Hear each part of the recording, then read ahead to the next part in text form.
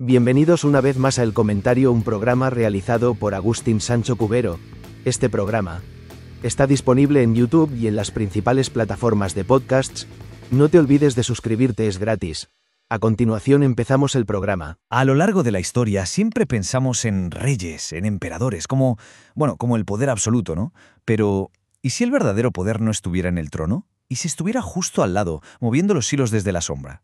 Pues de eso vamos a hablar hoy, de esas figuras que, sin llevar corona, llegaron a ser los auténticos dueños del cotarro, los verdaderos gobernantes de sus naciones. Es que es increíble. En esa especie de baile complejo que era la corte, una y otra vez, ¡pum!, surgía alguien así. Una figura con una influencia, una ambición que llegaba a hacer sombra, a eclipsar al mismísimo monarca. Vamos a conocer las historias de algunos de ellos. A ver, para que nos entendamos, ¿qué es exactamente esta figura, esta sombra del trono? Pues mirad, no es un cargo oficial, no es algo que ponga en un papel. Es una realidad de poder. Es ese consejero, ese ministro o ese favorito que en la práctica es quien manda de verdad, mientras el rey o la reina se queda como una figura casi decorativa.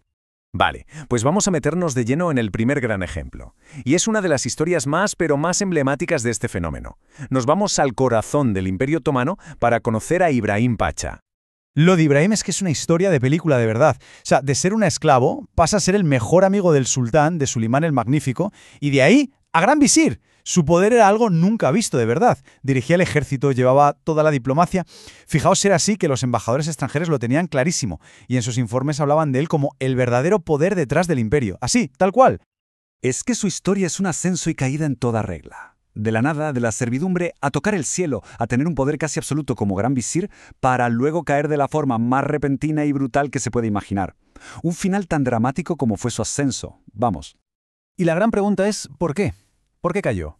Pues aquí está la clave de todo. Su poder, por muy grande que pareciera, era prestado.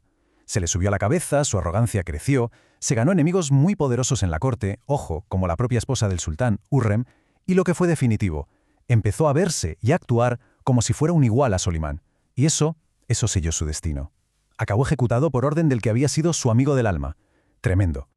Bueno, dejamos el Imperio Otomano y vamos un salto a Europa, porque allí vamos a ver patrones muy parecidos. Este poder delegado también existía, claro, aunque con sus propias reglas, sus propios matices, sobre todo en las dos grandes potencias, España y Francia.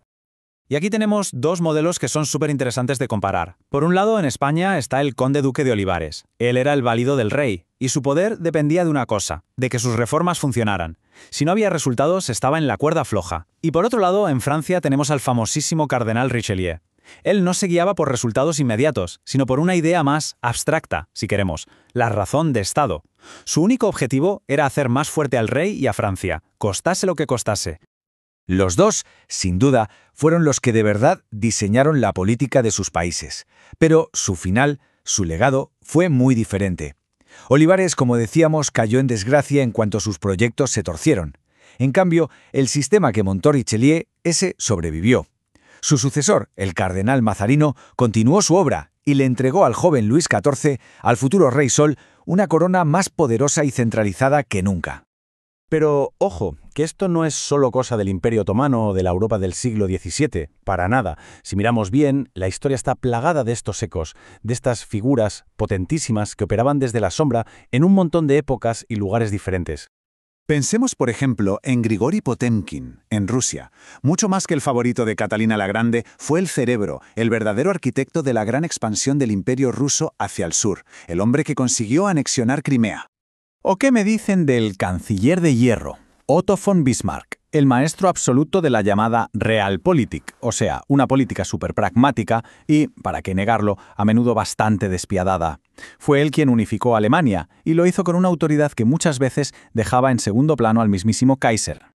Y es que este patrón viene de muy lejos. Vamos hasta la antigua Roma. Allí nos encontramos con un tal Sejano, un tipo superambicioso, jefe de la Guardia Pretoriana, que vio su oportunidad cuando el emperador Tiberio se retiró a la isla de Capri. ¿Y qué hizo? Pues se convirtió, en la práctica, en el dueño y señor de Roma.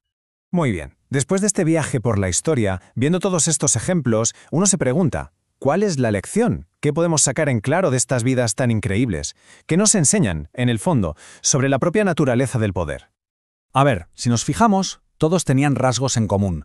Eran gente con una habilidad política brutal, una inteligencia fuera de serie, una ambición que no conocía límites y una capacidad de trabajo, bueno, inagotable. Pero, y este es un pero muy grande, a pesar de todo ese genio, todos compartían el mismo talón de Aquiles, el mismo defecto fatal. Su poder, por muy inmenso que pareciera, nunca fue suyo.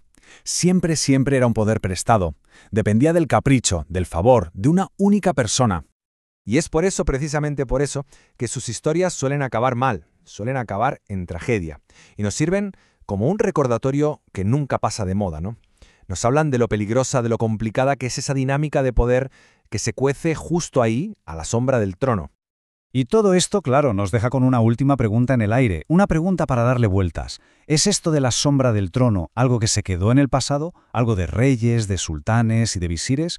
¿O será que simplemente ha cambiado de forma y sigue existiendo hoy en día? No sé, en la política, en las grandes empresas, en cualquier lugar donde se mueva el poder. Ahí queda la reflexión. Hasta aquí esta edición del programa del comentario, un programa realizado por Agustín Sancho Cubero. Este programa está disponible en YouTube y en las principales plataformas de podcasts. Hasta la próxima edición del programa. Muchas gracias. Dirección y realización Agustín Sancho Cubero.